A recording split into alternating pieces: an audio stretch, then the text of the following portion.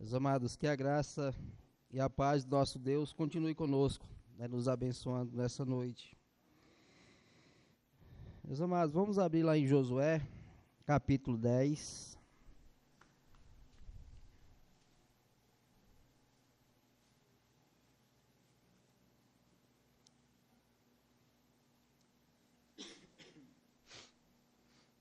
Josué, capítulo 10. Hoje nós veremos o restante do capítulo 10, que é do verso 28 ao 43.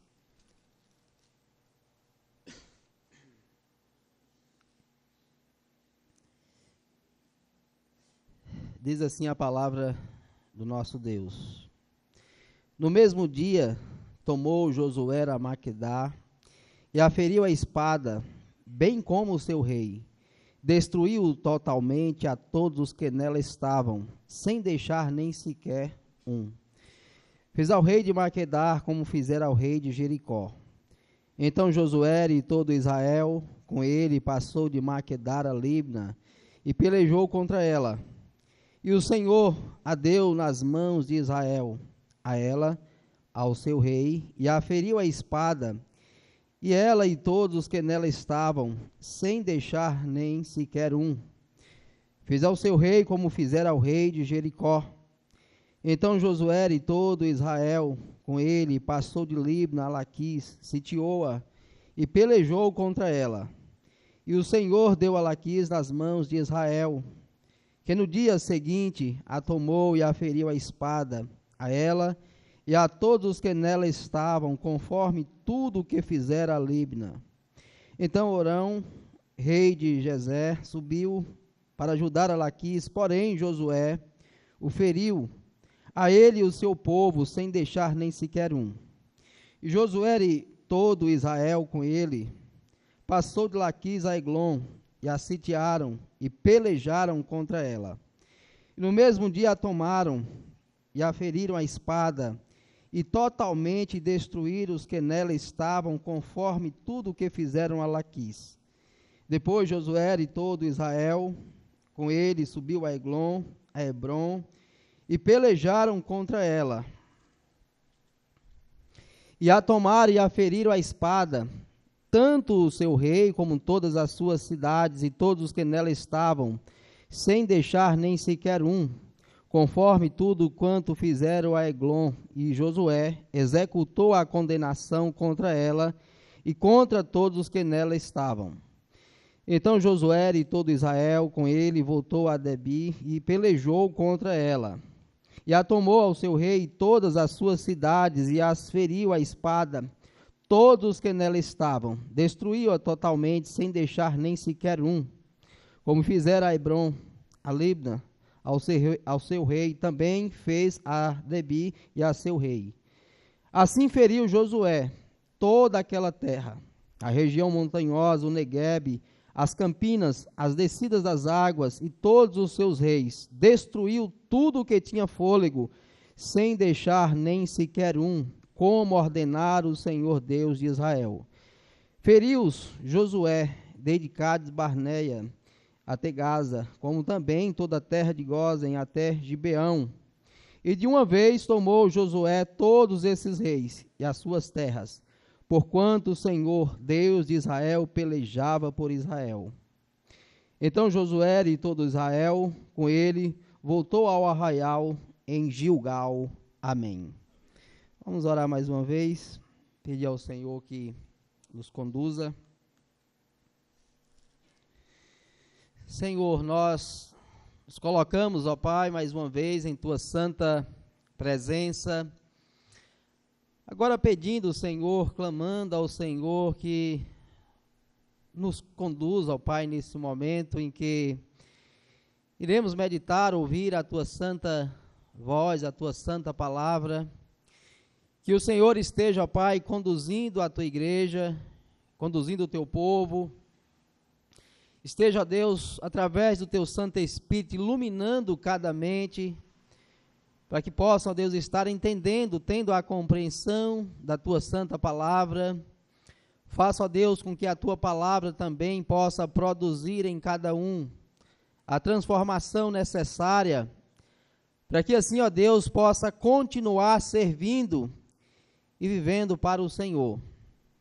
Te peço também por cada um que porventura esteja, ó Deus, nos visitando nessa noite, que a Tua palavra também, ó Pai, possa estar transformando, convertendo, regenerando através do Teu Santo Espírito, de maneira que ela possa, ó Deus, estar produzindo vida, transformação, uma reconciliação com Deus Santo.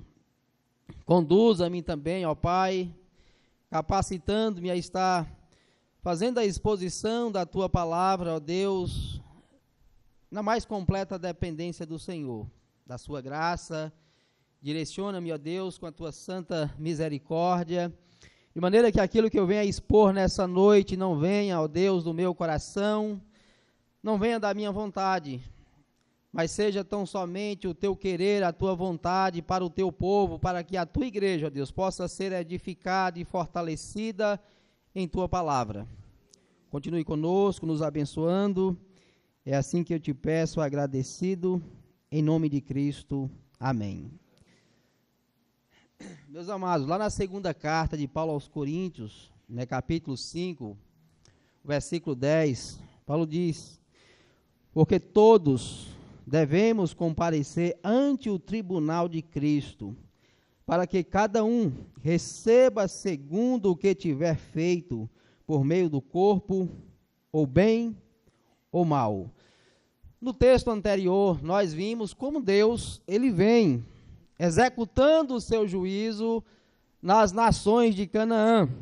Ou seja, Israel fora chamado tanto para possuir aquela terra, a terra prometida, mas ao mesmo tempo, em alguns textos, tanto lá em Levítico, como também em Gênesis, nós vimos como Deus demonstrou a Israel que chegaria o dia então em que a medida da bondade do Senhor, da longanimidade do Senhor para com aquelas nações, chegaria ao fim.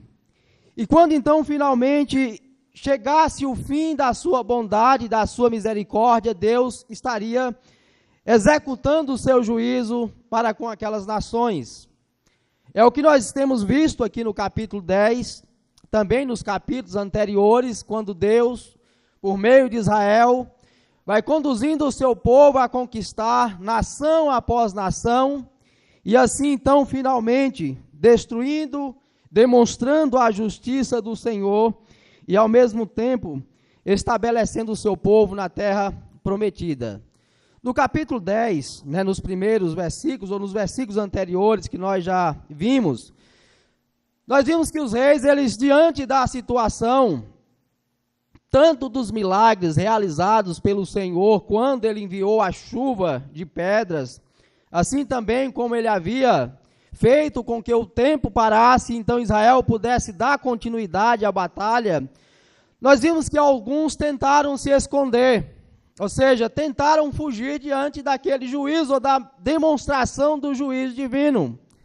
Procuraram covas, tentaram se esconder, como nós vimos lá nos versículos 16, 17 e 18. Mas, no entanto, isso não foi suficiente.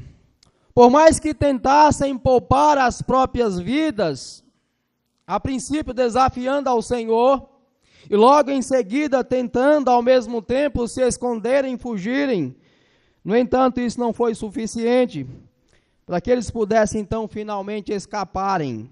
E exatamente isso que nós vimos no verso 23. Eles foram julgados, verso 24, finalmente então condenados à morte, até que então finalmente foram conduzidos também a serem pendurados em madeiros. De maneira então que aquelas covas, as quais usaram para que se tornasse o seu refúgio, o seu abrigo, acabou se tornando a sua sepultura, lugar da sua morte, ou pelo menos o lugar no qual eles foram sepultados. Porém, no versículo 20, nós vimos que alguns daqueles que estavam sendo perseguidos por Israel, alguns deles ainda conseguiram fugir. Verso 20, tendo Josué e os filhos de Israel acabado de os ferir com muito grande matança, até consumi-los, e tendo os restantes que deles ficaram, entrado nas cidades fortificadas. A partir então do verso 28, o que nós vemos é o exército de Israel dando continuidade à sua marcha em destruir aquelas cidades, em executar o juízo divino, mas agora naqueles que haviam fugido e se escondido nas suas muralhas, nas suas cidades. Não somente as 5 cidades citadas dos reis que já foram aqui capturados e finalmente presos e condenados à morte, mas também outras cidades acabam sendo citadas nos versículos os quais nós lemos. A primeira, a qual nós vemos, do verso 28, é Maquedá. Diz o texto: no mesmo dia tomou Josué a Maquedá, e a feriu a espada, bem como ao seu rei. Destruiu-a totalmente, e a todos os que nela estavam, sem deixar nem sequer um. Fez ao rei de Maquedá como fizera ao rei de Jericó. Observe que essa cidade, por mais que no princípio ali, logo no início da batalha, era uma cidade que estava próxima à cova a qual os reis haviam se escondido, mas até aquele momento ainda o exército do Senhor, liderado por Josué, ainda não havia invadido aquela cidade. Então o primeiro verso 28 demonstra então Josué com o povo de Israel invadindo essa cidade, tomando-a, tanto ela, também juntamente com o seu rei. A próxima cidade, no verso 29 e 30, é Libna, ou seja, o verso 29 e 30 nos diz: então Josué e todo Israel com ele passou a Maquedá a Libna e pelejou contra ela. E o Senhor a deu nas mãos de Israel, a ela, ao seu rei, e a feriram a espada, e ela e todos os que nela estavam, sem deixar nem sequer um. Fez ao seu rei, como fizera ao rei de Jericó. Observe que essa cidade não é uma das, que já haviam, ou pelo menos os seus reis não haviam, ou não estava incluso entre aqueles 5 reis que haviam sido conquistados e mortos lá nos versículos anteriores.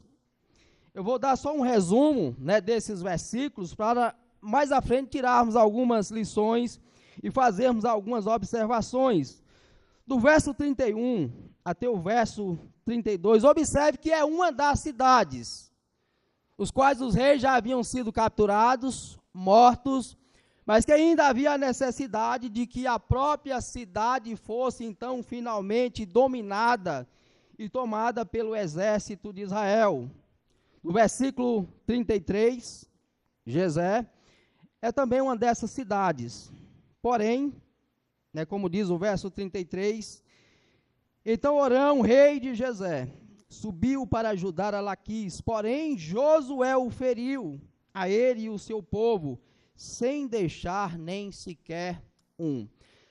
Não é dito aqui propriamente que a cidade tenha sido invadida, mas é dito que o seu rei, por ir de encontro a ajudar uma das cidades que estavam sendo tomadas por Israel, diz então o verso 33, que o rei, por ir ajudar essa cidade, então tem esse encontro com o exército do Senhor, juntamente com Josué. Então esse mesmo rei também acaba sendo derrotado, porém o texto não nos diz exatamente se a cidade em si havia sido invadida. Uma outra observação é nas 2 cidades seguintes, que é do verso 34 ao 37, Eglon e Hebron. Cidades essas que os seus reis já haviam sido invadidos, ou pelo menos mortos, os reis já haviam sido capturados. Porém, havia ainda a necessidade, de que as suas cidades fossem, então, finalmente tomadas.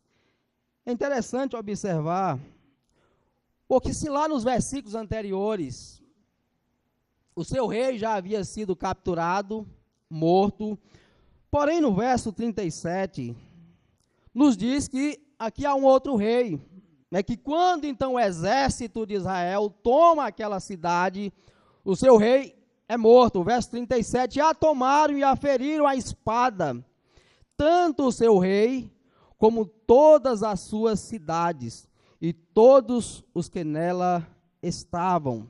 E aí ele segue sempre o refrão, né, sem deixar nenhum sequer. Provavelmente eles, logo após terem perdido o seu rei, por ter sido morto lá por Josué, parece que eles providenciaram, né, de imediato um rei que pudesse então finalmente tomar o lugar daquele e dar continuidade à liderança daquela cidade. Uma outra coisa interessante que devemos observar é que algumas dessas cidades, por mais que tenham sido tomadas a princípio por Israel, no entanto, Israel nesse primeiro momento não estavam fazendo uma batalha de ocupação. É tanto que lá no capítulo 15 em diante, nós vemos que quando o Senhor começa a dividir as terras para cada família, tribos, famílias e assim por diante, nós vemos que essa cidade, essa região, ela coube a Calebe tomar e finalmente então possuir aquela região. Então observe que houve tanto o Israel tomando as cidades, tomando as regiões, mas volte e meia ainda, os povos habitavam novamente, a tomavam e assim iam se estabelecendo naquelas cidades. Do verso 38 ao 39, vemos uma das novas cidades que são tomadas. E do verso 40 até o verso 43, o que nós temos aqui é uma espécie de resumo. Resumindo aquilo que já foi registrado, demonstrado nos versículos anteriores e trazendo aqui algumas ideias e demonstrações como o Senhor estava fazendo diante de todos aqueles acontecimentos.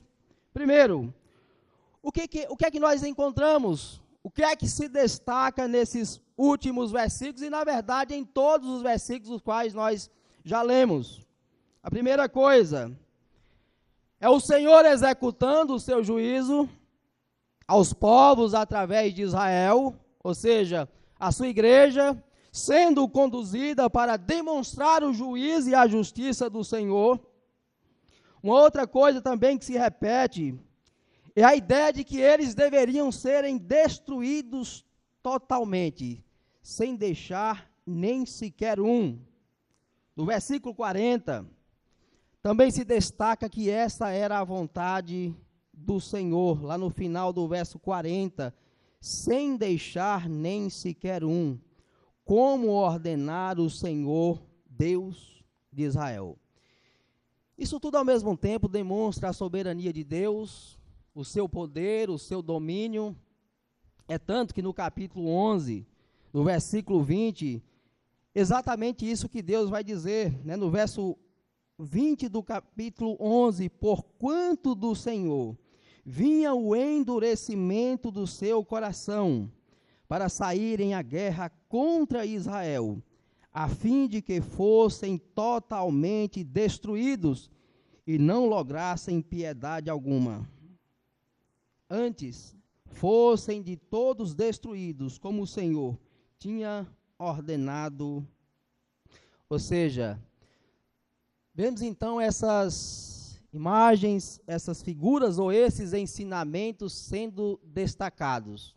A soberania do Senhor, deveriam serem totalmente destruídos, banidos da face daquela terra, mas ao mesmo tempo também é demonstrado que era o próprio Deus quem pelejava por Israel.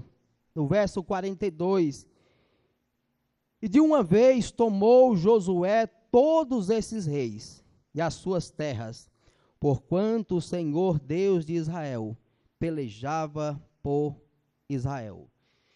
Diante desse cenário, e em especial da própria manifestação do juízo, né, de Deus, também se destaca um aspecto constante em todo o livro de Josué, que é o aspecto de unidade. Observe que em quase todos os versículos, ou pelo menos em boa parte deles, sempre destaca o que? Josué e todo o Israel. Josué e todo Israel, seja no verso 29, 31, verso 34, 36, 38 e também do verso 43, sempre enfatizando o aspecto de que era Josué e todo Israel. Essa ideia é muito importante, porque nós já vimos alguns acontecimentos no livro de Josué, demonstrando que tanto a falta de unidade, de obediência, de servirem ou de seguirem no mesmo objetivo, trouxe alguns momentos, algumas dificuldades, seja no momento de Acã, quando Acã, tomado pelo seu desejo, pela sua vontade, acabou desobedecendo a ordem do Senhor. Isso trouxe uma desordem, um caos, porque Israel acabou perdendo a guerra ali na cidade de Ai. Mas, ao mesmo tempo, esse aspecto de unidade, de que eles deveriam andar em comum acordo, tendo o mesmo propósito, o mesmo objetivo, nós vemos desde o início. Por exemplo, lá no capítulo 4, do versículo 12, aquelas tribos que já haviam recebido as suas heranças antes de atravessarem o rio Jordão, Josué havia ordenado que eles deveriam continuar com o exército de Israel, inclusive eles deveriam ir à frente do povo, batalhar pelo povo, ou seja, mesmo que eles já tinham as suas famílias assentadas na terra prometida. No entanto, esse aspecto de unidade não deveria ser perdida. Também nos próprios versículos, os quais nós vimos no domingo anterior, nós vimos também um pouco desse aspecto, de ter esse objetivo, de ter essa finalidade, lá no verso 18, quando diz: disse, pois, Josué, rolai grandes pedras, a boca da cova, e pondo junto a ela homens que os guardem. Aí na segunda parte, porém, vós não vos detenhais, persegui o vosso inimigo, os vossos inimigos, e matai os que vão ficando atrás. Sempre trazendo a ideia de que eles tinham um objetivo. E logo mais à frente, então, vai dizer que o povo retornou em paz. Há um outro acontecimento também, quando Josué e os anciãos fizeram aliança com os gibeonitas. Uma aliança sem terem consultado ao Senhor. E nós vimos que essa atitude contrária à vontade do Senhor fez com que o povo passasse a murmurar, a questionar a Josué e também aos anciãos, porque que eles haviam feito uma aliança com povos inimigos e que agora estariam habitando entre eles. Mas eu quero destacar, meus amados, para estarmos meditando nessa noite, exatamente esse aspecto da igreja e do povo do Senhor, como aqui em Israel, como sendo esse instrumento da manifestação do juízo de Deus, mas ao mesmo tempo entender como nós podemos aplicar e conduzir essa mesma ideia à igreja hoje do Senhor. Hoje a igreja, claro, ela não é conduzida, no sentido de estar executando, o juízo do Senhor, no sentido aqui como Israel executava por meio da espada, mas ao mesmo tempo a igreja ainda hoje, ela continua como sendo esse instrumento que também aponta para o juízo vindouro. Em vários momentos da história, o Senhor demonstrou, utilizou alguns instrumentos para que a sua justiça, o seu juízo fosse executado. Por exemplo, Moisés, quando foi enviado ao Egito, Deus, por meio de Moisés, fez com que a sua justiça, o seu juízo, fosse então derramado sobre aquela terra. Vemos também o próprio período dos juízes, o livro logo aqui, seguinte a Josué. E vimos como Deus também, por meio daqueles homens, acabava demonstrando, executando o seu juízo sobre outros povos, que ainda persistia em dominar Israel. Mas não somente esses exemplos. Vemos o próprio rei Nabucodonosor, quando Deus também quis executar o seu juízo contra o seu próprio povo, para que eles pudessem ser disciplinados, corrigidos. Lembramos também de Jeú, aquele que foi então consagrado, ungido como rei de Israel, para que por meio dele Israel, ou pelo menos Acabe e a sua família e também Jezabel viesse a receber o juízo de Deus diante de todos os seus pecados, diante de toda a idolatria que estava sendo estabelecida em Israel. Ou seja, há várias demonstrações, há vários exemplos de como Deus executou o seu juízo no decorrer da história. Ao mesmo tempo, então, em que vemos esses exemplos, essas demonstrações do juízo do Senhor, e como havia dito no início, hoje a igreja ela não está incumbida de derrubar muralhas, mas mesmo assim o apóstolo Paulo, na segunda carta aos Coríntios 10, ele vai dizer que ainda assim há muralhas, há fortes, que precisam ser derrubados. Também na carta aos Efésios, Paulo também nos chama a estar combatendo o combate não com armas, que geralmente vemos em guerras. Então, meus amados, o que é que nós vamos aprender nessa noite? Acerca do tema, a igreja como instrumento que aponta para o juízo divino. Como a igreja aponta para o juízo divino em nossos dias? A primeira forma como esse juízo é demonstrado é quando a palavra do Senhor é pregada. Quando pregamos o Evangelho, quando pregamos a palavra do Senhor, ao mesmo tempo nós estamos conduzindo os pecadores a terem os seus olhos direcionados para perceberem que finalmente haverá um dia em que o juízo divino será executado contra o pecador. Em João 12, o verso 48, o Senhor diz: quem me rejeitar a mim e não receber as minhas palavras, já tem quem o julgue. A palavra que tenho pregado, essa o há de julgar no último dia.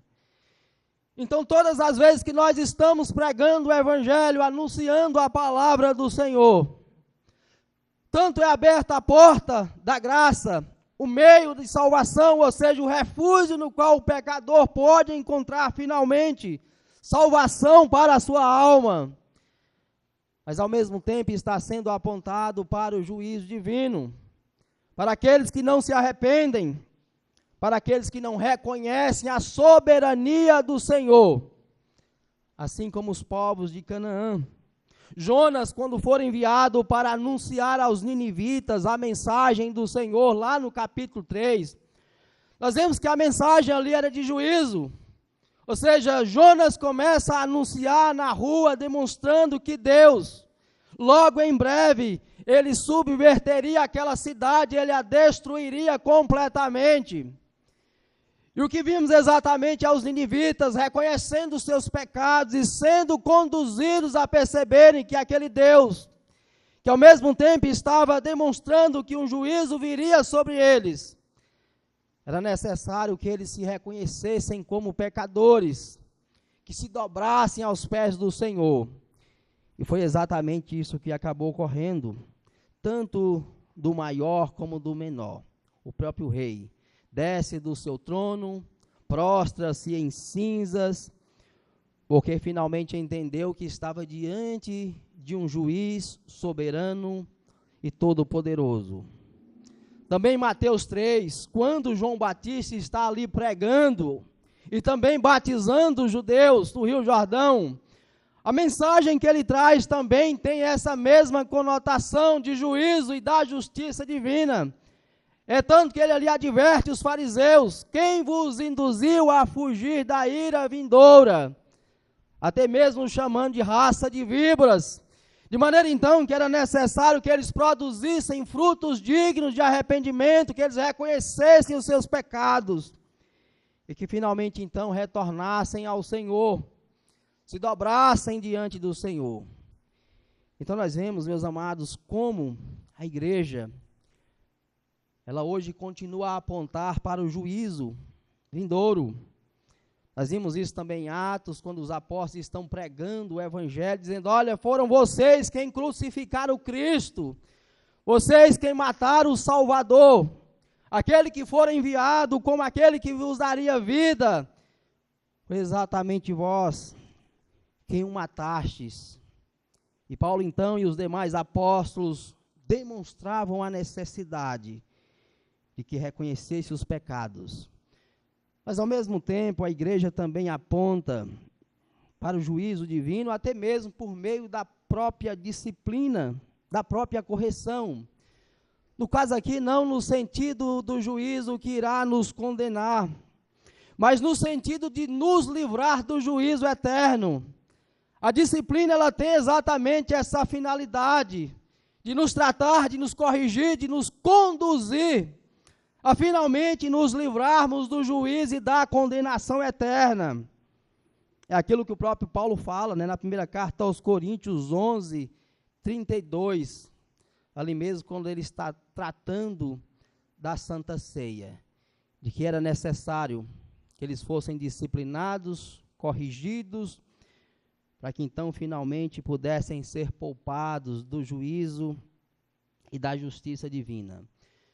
Mas ao mesmo tempo há também uma forma, como nós, como igreja do Senhor, apontamos ou fazemos o contraste do mundo no pecado e com nós, que somos o povo do Senhor, chamados para uma nova vida. Que exatamente quando nós apontamos para o juízo vindouro por meio do nosso viver em santidade. Lá na carta aos Romanos, capítulo 1, verso 18, o apóstolo Paulo fala que a ira de Deus, se revela contra toda impiedade, contra todo o pecado.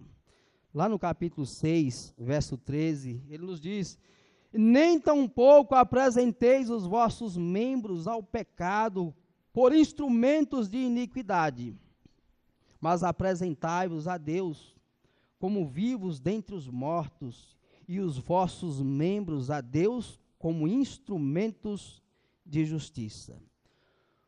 O nosso viver em contraste com esse mundo mergulhado no pecado, ao mesmo tempo, assim como a pregação conduz os pecadores a perceberem que haverá um dia de juízo e de justiça, o nosso viver em piedade, o nosso viver em santidade também, ao mesmo tempo, deve fazer esse claro contraste. Lá na primeira carta, ou melhor, na segunda carta de Pedro, ele usa dois exemplos. Ele cita o próprio Noé, no capítulo 2 da segunda carta de Pedro, diz, olha, assim como Noé, que era o pregador da justiça e que vivia em meio a uma sociedade ímpia, tomada pelo pecado, mas que, no entanto, Noé, movido pelo desejo de fazer a vontade do Senhor, Pedro ali então aponta esse contraste. Alguém que vivendo em um mundo tomado pelo pecado, mas que ao mesmo tempo estava apontando para o juízo vindouro, o dilúvio. Ele também cita nesse mesmo texto Ló, que ali vivendo em Sodoma, uma cidade totalmente tomada pelo pecado e pela iniquidade. E nessa mesma carta, Pedro então vai dizer que assim como o justo Ló, que já não estava mais suportando viver em meio àquela sociedade pecaminosa, ele fora poupado, retirado. Ou seja, meus amados, o nosso viver deve ser conduzido dessa mesma forma, fazendo um contraste bem claro, apontando ao mesmo tempo que haverá um juízo vindouro e que há necessidade de que tanto nós como os demais pecadores tenham os seus olhos direcionados para aquele que é o nosso Salvador. Há vários textos que nos demonstram que é como o contraste entre luz e trevas.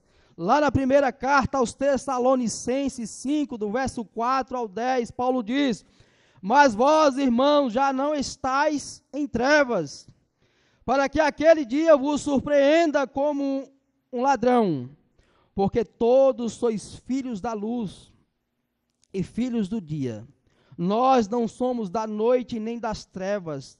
Não durmamos, pois, como os demais, mas vigiemos e sejamos sóbrios, porque os que dormem, dormem de noite, e os que se embebedam, embebedam-se de noite. Mas nós, que somos do dia, sejamos sóbrios, vestindo-nos da couraça da fé e do amor, e que tendo por capacete a esperança da salvação, porque Deus não nos destinou para a ira, mas para a aquisição da salvação por nosso Senhor Jesus Cristo, que morreu por nós, para que quer vigiemos, quer durmamos, vivamos juntamente com Ele.